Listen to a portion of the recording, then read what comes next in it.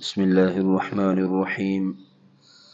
ألم تر إلى الذين خرجوا من ديارهم وهم ألوف حذر الموت فقال لهم الله موتوا ثم أحياهم إن الله لذو فضل على الناس ولكن أكثر الناس لا يشكرون۔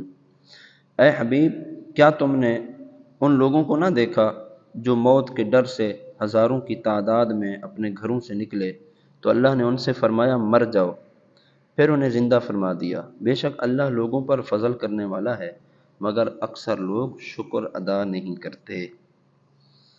بنی اسرائیل کی ایک جماعت تھی جس کے علاقے میں طاعون پھیل گیا، تو وہ موت کے ڈر سے اپنی بستیاں چھوڑ کر بھاگ نکلے اور جنگل میں جا پڑے۔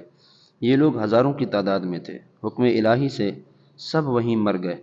کچھ عرصے کے بعد حضرت حزقیل علیہ السلام کی دعا سے انہیں اللہ تعالیٰ نے زندہ فرمایا اور وہ پھر مدتوں زندہ رہے۔ اس واقعے سے معلوم ہوا کہ آدمی موت کے ڈر سے بھاگ کر جان نہیں بچا سکتا تو بھاگنا بیکار ہے۔ جو موت مقدر ہے وہ ضرور پہنچے گی۔ آدمی کو چاہیے کہ رضا الہی پر راضی رہے۔ یوں ہی مجاہدین کو بھی سمجھنا چاہیے کہ جہاد سے بیٹھ رہنا موت کو دفع نہیں کر سکتا، لہٰذا دل مضبوط رکھنا چاہیے۔ ان اللہ لذو فضل علی الناس، ارشاد فرمایا کہ اللہ تعالیٰ بندوں پر بڑا فضل فرمانے والا ہے۔ کچھ لوگوں پر تو کوئی خصوصی فضل ہوتا ہے، جیسے مذکورہ بالا لوگوں کو دوبارہ زندگی عطا فرمائے گی، جبکہ اللہ تعالیٰ کا عمومی فضل و کرم تو پوری کائنات کے ایک ایک فرد پر ہے۔ ہر انسان دن رات اپنے ظاہر و باطن میں اللہ تعالیٰ کے کروڑ ہا کروڑ احسانات لیے چل رہا ہوتا ہے، لیکن لوگوں کی اکثریت اللہ تعالیٰ کے فضل و کرم پر اس کی شکر گزار ہی نہیں بنتی۔ وَقَاتِلُوا فِي سَبِيلِ اللَّهِ وَاعْلَمُوا أَنَّ اللَّهَ سَمِيعٌ عَلِيمٌ، اور اللہ کی راہ میں لڑو اور جان لو کہ اللہ سننے والا جاننے والا ہے۔ زندگی کی بے ثباتی اور موت کے بیان کے بعد سمجھایا جا رہا ہے کہ جب زندگی ایسی ہی ناپائیدار ہے اور کسی بھی صورت موت سے فرار ممکن نہیں، تو جہاد سے منہ پھیر کر موت سے نہ بھاگو، جیسا کہ بنی اسرائیل بھاگے تھے، کیونکہ موت سے بھاگنا یہ کسی کام نہیں آتا۔ من ذا الذی یقرض اللہ قرضا حسنا فیضاعفہ له اضعافا کثیرہ واللہ یقبض ویبسط وإلیہ ترجعون۔ ہے کوئی جو اللہ کو اچھا قرض دے تو اللہ اس کے لیے اس قرض کو بہت گنا بڑھا دے گا، اور اللہ تنگی دیتا ہے اور وسعت دیتا ہے، اور تم اسی کی طرف لوٹائے جاؤ گے۔ راہ خدا میں اخلاص کے ساتھ خرچ کرنے کو قرض سے تعبیر فرمایا۔ یہ اللہ تعالیٰ کا کمال درجے کا لطف و کرم ہے، کیونکہ بندہ اس کا بنایا ہوا اور بندے کا مال اس کا عطا فرمایا ہوا۔ حقیقی مالک وہ، جبکہ بندہ اس کی عطا سے مجازی ملک رکھتا ہے۔ مگر قرض سے تعبیر فرمانے میں یہ بات دل میں بٹھانا مقصود ہے کہ جس طرح قرض دینے والا اطمینان رکھتا ہے کہ اس کا مال ضائع نہیں ہوتا اور وہ اس کی واپسی کا مستحق ہے، ایسا ہی راہ خدا میں خرچ کرنے والے کو اطمینان رکھنا چاہیے کہ وہ اس خرچ کرنے کا بدلہ یقیناً پائے گا، اور وہ بھی معمولی نہیں بلکہ کئی گنا بڑھا کر پائے گا۔ 700 گنا بھی ہو سکتا ہے اور اس سے لاکھوں گنا زائد بھی ہو سکتا ہے، جیسے دیگر آیات مبارکہ میں بیان فرمایا۔ صدقے سے دنیا میں بھی مال میں برکت ہوتی ہے اور آخرت میں بھی اجر و ثواب ملتا ہے۔ دنیا کے اگر لاکھوں امیر لوگوں کا سروے کریں تو آپ کو معلوم ہوگا کہ ان کی اکثریت صدقہ و خیرات بکثرت کرتی ہے، اور لاکھوں غریبوں کو دیکھ لیں کہ ان کی اکثریت صدقہ و خیرات سے دور بھاگتی ہے۔ واللہ یقبض ویبسط، اور اللہ تنگی دیتا ہے اور وسعت دیتا ہے۔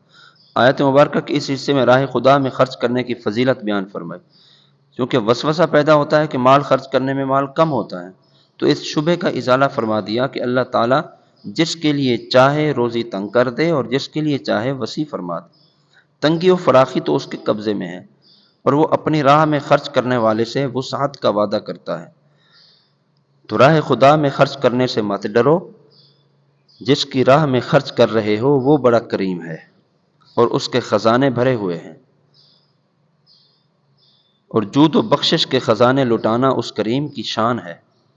حضرت ابو ہریرہ رضی اللہ تعالیٰ عنہ آپ سے روایت ہے نبی اکرم صلی اللہ علیہ وسلم نے ارشاد فرمایا، رحمان کا دست قدرت بھرا ہوا ہے، بے حد و حساب رحمتیں اور نعمتیں یوں برسانے والا ہے کہ دن رات کے عطا فرمانے نے ان میں کچھ کم نہ کیا۔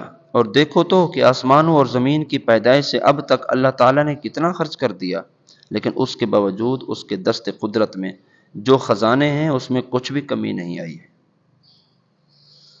اگلی آیت میں فرمایا، الم تر الی الملأ من بنی اسرائیل من بعد موسیٰ، اے حبیب کیا تم نے بنی اسرائیل کے ایک گروہ کو نہ دیکھا جو موسیٰ کے بعد ہوا، جب انہوں نے اپنے ایک نبی سے کہا کہ ہمارے لیے ایک بادشاہ مقرر کر دیں تاکہ ہم اللہ کی راہ میں لڑیں۔ اس نبی نے فرمایا کہ کیا ایسا تو نہیں ہوگا کہ اگر تم پر جہاد فرض کر دیا جائے تو پھر تم جہاد نہ کرو۔ انہوں نے کہا، ہمیں کیا ہوا کہ ہم اللہ کی راہ میں نہ لڑیں، حالانکہ ہمیں ہمارے وطن اور ہماری اولاد سے نکال دیا گیا۔ تو پھر جب ان پر جہاد فرض کیا گیا تو ان میں سے تھوڑے سے لوگوں کے علاوہ بقیہ نے منہ پھیر لیا، اور اللہ ظالموں کو خوب جانتا ہے۔ جہاد کا حکم دینے کے بعد اب جہاد کا ہمت و حوصلہ پیدا کرنے والا ایک واقعہ بہت ہی دلچسپ اور تفصیل کے ساتھ آپ کی پیش خدمت ہے۔ چنانچہ بتایا گیا کہ حضرت موسیٰ علیہ السلام کے بعد جب بنی اسرائیل کی اعتقادی اور عملی حالت نہایت خراب ہو گئی اور انہوں نے عہد الہی کو فراموش کر دیا، بت پرستی میں مبتلا ہو گئے اور سرکشی اور بد افعالی انتہا کو پہنچ گئی، تو ان پر قوم جالوت مسلط کر دی گئی، جس کو عمالقہ کہتے ہیں۔ جالوت ایک نہایت جابر بادشاہ تھا۔ اس کی قوم کے لوگ مصر اور فلسطین کے درمیان بحر روم کے ساحل پر رہتے تھے۔ انہوں نے بنی اسرائیل کے شہر چھین لیے، ان کے لوگ گرفتار کر لیے، ان پر طرح طرح کی سختیاں کی۔ اس زمانے میں بنی اسرائیل میں کوئی نبی موجود نہ تھے۔ خاندان نبوت میں صرف ایک بی بی باقی رہتی تھی جو حاملہ تھی۔ ان کے ہاں بیٹے کی ولادت ہوئی جن کا نام شمویل رکھا گیا۔ جب وہ بڑے ہوئے تو انہیں تورات کا علم دیا گیا۔ تورات کا علم حاصل کرنے کے لیے بیت المقدس میں ایک بزرگ عالم دین کے سپرد کیا گیا۔ وہ آپ کے ساتھ بڑی شفقت کرتے اور آپ کو اپنا بیٹا کہتے۔ جب حضرت شمویل علیہ السلام بلوغت کی عمر کو پہنچے تو ایک رات آپ اس عالم کے قریب آرام فرما رہے تھے کہ حضرت جبرائیل نے اسی عالم کی آواز میں یا شمویل کہہ کر پکارا۔ آپ عالم کے پاس گئے اور فرمایا کہ آپ نے مجھے پکارا۔ عالم نے اس خیال سے کہ انکار کرنے سے کہیں آپ ڈر نہ جائیں، یہ کہہ دیا کہ بیٹا تم سو جاؤ۔ پھر دوبارہ حضرت جبرائیل علیہ السلام نے اسی طرح پکارا اور حضرت شمویل عالم کے پاس گئے۔ عالم نے کہا، بیٹا اب اگر میں تمہیں پکاروں تو تم جواب نہ دینا۔ چنانچہ تیسری مرتبہ میں حضرت جبرائیل ظاہر ہوئے اور انہیں بشارت دی کہ اللہ تعالیٰ نے آپ کو نبوت کا منصب عطا فرمایا ہے، لہٰذا آپ اپنی قوم کی طرف جائیے اور اپنے رب تعالیٰ کے احکام پہنچائیے۔ جب آپ قوم کی طرف تشریف لائے تو انہوں نے آپ کو نبی ماننے سے انکار کر دیا اور کہا کہ آپ اتنی جلدی کیسے نبی بن گئے؟ اچھا اگر آپ نبی ہیں تو ہمارے لیے ایک بادشاہ مقرر کریں۔ اس واقعے سے یہ بھی معلوم ہوا کہ جب قوم کی اعتقادی اور عملی حالت خراب ہو جاتی ہے تو ان پر ظالم و جابر قوموں کو مسلط کر دیا جاتا ہے۔ اس آیت کو سامنے رکھ کر پوری دنیا کے مسلم ممالک کی اعتقادی اور عملی حالت کو دیکھا جا سکتا ہے۔ اگر غور کریں تو اوپر کا نقشہ بڑا واضح طور پر نظر آئے۔ قرآن کے اس طرح کے واقعات بیان کرنے کا مقصد صرف تاریخی واقعات بتانا نہیں بلکہ عبرت و نصیحت حاصل کرنے کی طرف لانا ہے۔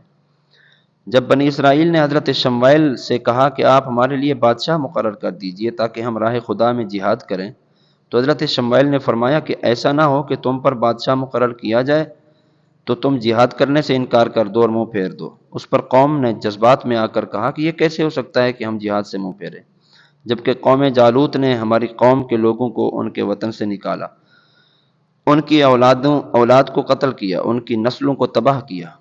یہ سن کر حضرت شمویل علیہ السلام نے بارگاہ الہی میں دعا کی۔ اللہ تعالیٰ نے ان کی درخواست قبول فرماتے ہوئے ان کے لیے ایک بادشاہ مقرر کر دیا اور انہیں جہاد کا حکم دیا۔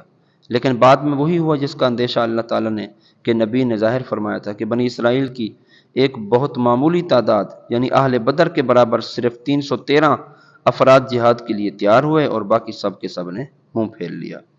یاد رکھیں کہ نعرے مارنے میں آگے آگے ہونا اور عملی میدان میں پیٹھ دکھا دینا بزدل قوموں کا وتیرہ ہے، اور کامل لوگ گفتار کے نہیں بلکہ کردار کے غازی ہوتے ہیں۔